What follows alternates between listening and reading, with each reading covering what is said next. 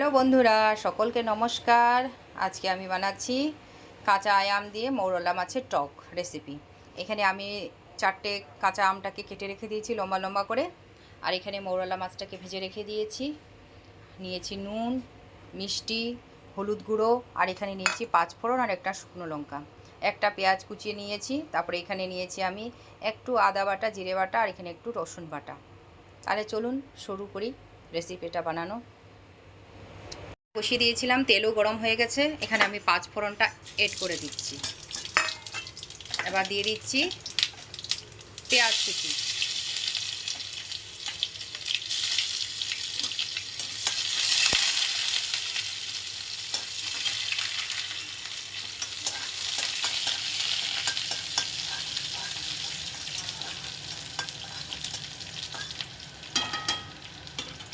ভালো করে একটু লাল লাল হওয়া পর্যন্ত ভেজে নিয়েছি পেঁয়াজটা। এবারে দিয়ে দেব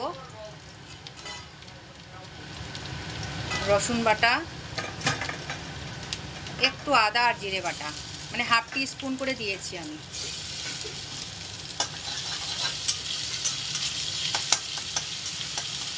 এর মধ্যে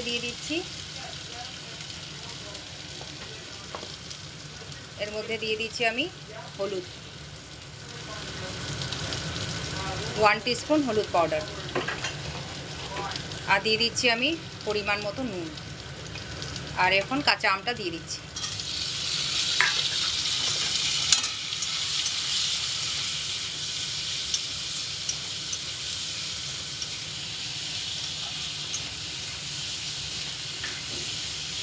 ভালো করে মিক্স করে নিয়েছি। এবার দিয়ে দিচ্ছি আমি চিনি। মিষ্টিটা দেবো স্বাদ অনুসারে, যে যেমন মিষ্টি খায়। আমি দিয়ে দিলাম স্বাদ অনুসারে চিনি। এবার 1 মিনিটের জন্য নেড়ে চেড়ে ঢেকে রাখবো। নেড়ে নিয়েছি, এবার 1 মিনিটের জন্য ঢেকে দেব। 1 মিনিটের জন্য ঢেকে দিয়েছিলাম। কাঁচা আম তো তাড়াতাড়ি সেদ্ধ হয়ে যায়। এর মধ্যে দিয়ে দেবো আমি এখন জল, পরিমাণ মতো জল দিয়ে দেবো।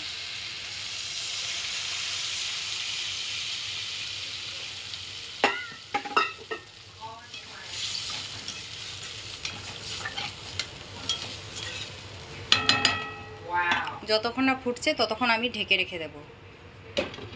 এই ঝোলটা ফুটে গেছে, আমের ঝোলটা ফুটে গেছে। এবারে দিয়ে দিচ্ছি মৌরলা মাছ, ভাজা মৌরলা মাছটা।